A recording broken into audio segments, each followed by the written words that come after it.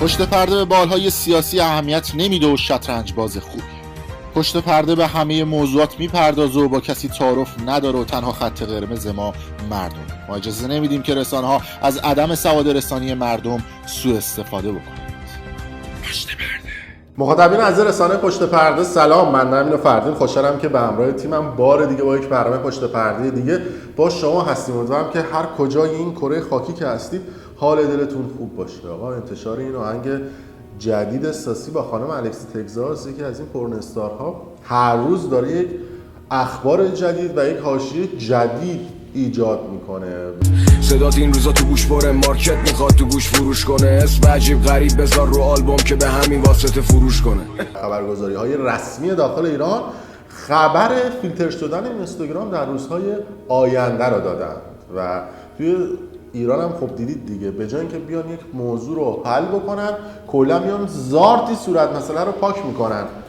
درست دقیقاً مثل اتفاقی که در طول سالهای گذشته برای فیلتر شدن تلگرام، یوتیوب، فیسبوک و توییتر رقم خورد. به خاطر اینکه تصمیم گیرنده پشت پرده و تصمیم گیرنده های اصلی این پولا رو خرج بنگاه‌های مذهبی میکنن. بنگاه‌های مذهبی هم آنچنان خودشون رو زحمت نمیدن که فرهنگ‌سازی بکنن، بعدش یه همچین اتفاقی که میفته تنشون میلرزه و میگن آقا بدبخت شدیم رفت به کارش، بزنیم زارتی فیلتر بکنیم. که خونه نیستیم و پارتی میکنیم. سمیه جان وای نرو سمیه، چه بدنی داری سمیه، علف میزنی سمیه، اوبر نزنی سمیه. یعنی شما به ویوهای آخرین ویدیو ساسی با خانم الکسی تگزاس اگر دقت بکنید، آهنگش هم که قربونش برم اومد بیرون و 2 ریال شعرش ارزش نداشت. اگر خودتون برید معنی شعر رو گوش بدید متوجه میشید. و کلا هم سیستم داخل ایران دیفالت اینه دیگه، یه دونه دیشترین دیدین یه دونه 6 8 باشه، مردم باش میرقصن. امسال هم مثل پارسال عید تو خونه ایم سمیه جان، اوضاعمونم بدتر نشه خوب نمیشه تا 404. وای برو سمیه، چه خبره مگه سمیه، روغن گرونه سمیه، اجاره خونه سمیه. وای عید تو راه بابا، همه نرخا که میره بالا، آخه چی شد کلیدت آقا، ساسان مریضی تو بابا. مخاطبین عزیز رسانه پشت پرده سلام، لطفاً ما رو سابسکرایب کنید. ما نشان نقره یوتیوب رو دریافت کردیم، خواهش میکنم ما رو سابسکرایب کنید. دوستان عزیز برای بار چندمه دارم میگم ما رو سابسکرایب کنید. آقا سابسکرایب کن که میخوای چیکار کنی؟ لطفاً ما رو سابسکرایب کنید.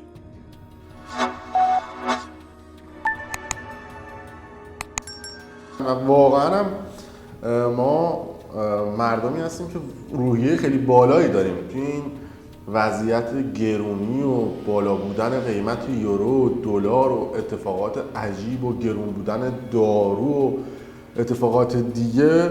هر روز داریم میبینیم این هشتگی که ساسی معرفی کرده داب اسمش درست میکنن، میزنن و میرقصن. مامان رو حساب کی میخوای ول کنی بری سمیه ها، روزایی که خونه نیستیم و پارتی میکنیم. سمیه جان وای نرو سمیه، چه بدنی داری سمیه. بله یکی از این داب اسمش هم دیدیم و این نشون میده که ما ایرانی‌ها چقدر روحیه بالایی داریم. حالا میرسیم جلوتر به این موضوع روحیه هم میپردازیم. اما فیلتر شدن اینستاگرام واقعا یک بحث فکر کنم خنده‌دار هستش. ما در طول ماهای گذشته به محض اینکه هر اتفاقی میفته میگن اینستاگرام میخوایم فیلتر کنیم. عادل فردوسی برای AFC گزارش میکنه میگن باید اینستاگرام فیلتر بشه. نمیدونم تتلو میاد یه حرکت میزنه میگن باید اینستاگرام فیلتر بشه. ساسی میاد یه دونه پرنستار میاره میگن باید اینستاگرام فیلتر بشه. آقا یه ذره به خودتون زحمت بدید، فرهنگ‌سازی بکنید، یه ذره این جیب معلم‌ها رو پرپولتر بکنید، یه ذره بیشتر بهشون برسید، یه ذره قانون‌ها رو قوی‌تر بکنید، یه ذره این سیستم آموزشی کشور رو قوی‌تر بکنید. تا کی میخواد ذهن جوونا رو بسته بکنید؟ در کشورهای اروپایی در همین آلمان بچه‌ها از سن 6 سالگی اندام جنس مخالفشون و جنس خودشون رو بهشون آموزش میدن. چیه، کیه، اسمش چیه. تو کلاس سوم ابتدایی انواع و اقسام وسیله‌های جلوگیری و نمیدونم سیستم حاملگی و بارداری و پریودی و سیستم‌های مختلف رو آموزش میدن. اما تو ایران وقتی میخواد این اتفاقات بیفته میگن امام و انقلاب اسلام به خطر افتاد. بازم توی اروپا وقتی آموزش هم میدن، ما خیلی از دخترای 13 ساله، 14 ساله، 15 ساله رو داریم که باردار میشه. یعنی با اینکه آموزش میدن باز هم این اتفاقات میفته. حالا شما فکر کنید تو ایران اینا رو آموزش نمیدن. بعد یه شخصی وقتی میاد یه همچین آهنگی میخونه، نگاه بکنید به آمار سرچ گوگل در طول یک هفته گذشته. سرچ خانم الکسیس در ایران به چه رقم عجیب و غریبی رفته بالا، که نکته بالترش همین هستش که کرمانشاه کلمه الکسیس رو بیشتر از بقیه استان‌ها سرچ کرده. گیلان رتبه دوم داره، لرستان رتبه سوم، همدان رتبه چهارم و برابچه خوزستان ولی رتبه پنجم. و بیشترین سرچ هم این بوده: الکسیس در موزیک ساسی، الکسیس در موزیک ساسی فلان. کلا کلمه الکسیس رو سرچ کردن که البته منتقدین هم بر این باور بودن که آقا ایشون وقتی پورنستار آورده ذهن جوان‌ها رو به یه سمتی برده که این قضیه رو برن سرچ بکنن و ایشون یه هنجار شکنی کرده و همین این اتفاقات و جمع‌بندی‌ها باعث شده که آقا تصمیم بگیرن که مثلا اینستاگرام رو فیلتر بکنن. یکی از دلایلش این بودا با توجه به سرچ‌های گوگلی. اما دلیل اصلی نمیتونه باشه. دلیل اصلی هستش که باید فرهنگ جامعه رو ببرید بالا، نه اینکه بگید آقا بزنیم فیلتر بکنیم. جامعه جمع بمونه یه لحظه. این تیتری که دارید می‌بینید مانکن‌های ابتذال علیه فرزندان ایران، هفته صبح هم داره جنایت ساسان علیه فضای مجازی و تیترهای دیگری که بعضی روزنامه‌های دیگر هم انتخاب کردن. حدود 1.5 سال پیش در همین جا، زمانی که در مدارس داشت ترانه یکی از خواننده‌های میتونیم بگیم واقعا مبتذل آنور آبی داشت پخش میشد و بچه‌ها با اون ورزش میکردند و محتوایی بودش که من حتی اینجا نتونستم روی آنتن بخونمش و خیلی فکر کردم ما به نیت پخش شدن ویدیومون در فضای مجازی این کارو کردیم، در صورتی که هشدار بود، چون من خودم هم فرزند دارم و میتوانست مبتلا به او بشه.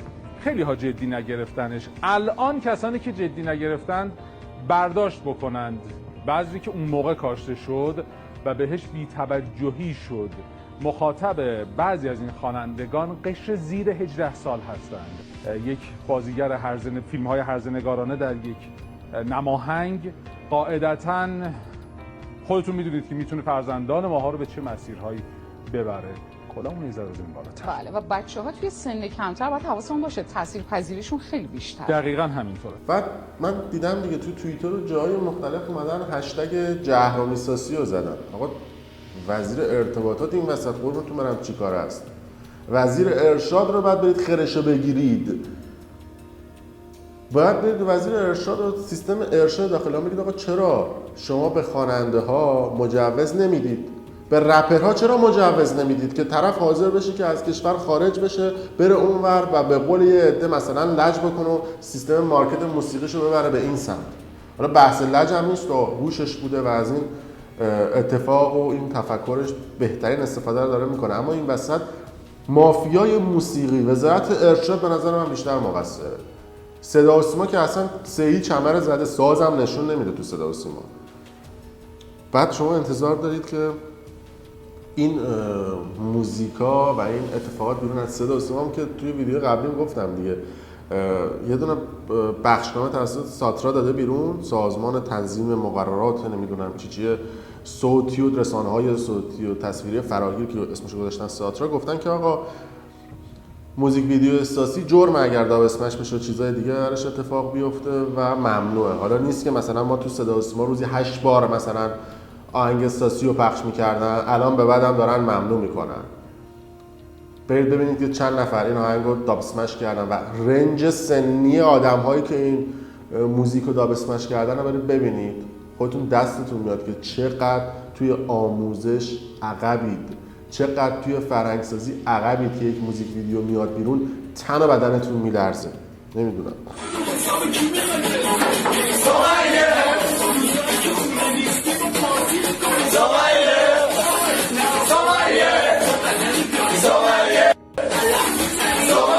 از اون طرف میاد گفتن که اگر اینستاگرام فیلتر بشه بازار فروش فقط فیلتر شکنان داغ‌تر میشه. یعنی شما هیچ حرکتی نمیتونید بزنید. ما میبینیم دیگه ما اصلا مسئولین هم توی